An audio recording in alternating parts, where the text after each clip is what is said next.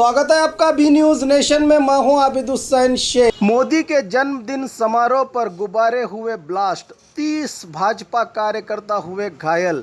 घटना तमिलनाडु चेन्नई के पड़ीपट्टन में पीएम नरेंद्र मोदी के जन्मदिन पर स्थानीय BJP agriculture team helium gas से भरे 2000 गुब्बारों को हवा में उड़ाकर जश्न मनाने का आयोजन किया गया था, लेकिन पटाखों के कारण गैस से भरे 500 गुब्बारे ब्लास्ट हो गए। इस घटना में बीजेपी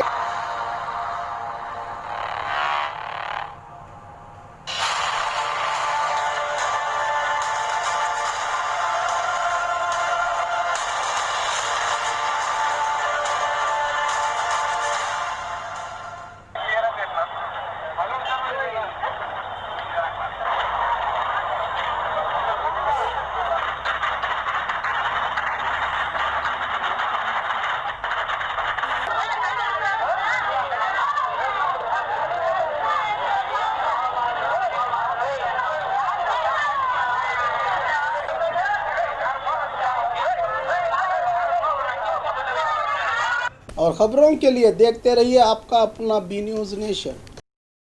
बाघमारे अस्पताल में स्पाइन एंड पेन सेंटर की शुरुआत, जिस्म के दर्द से मायूस लोगों के लिए उम्मीद की नई किरण।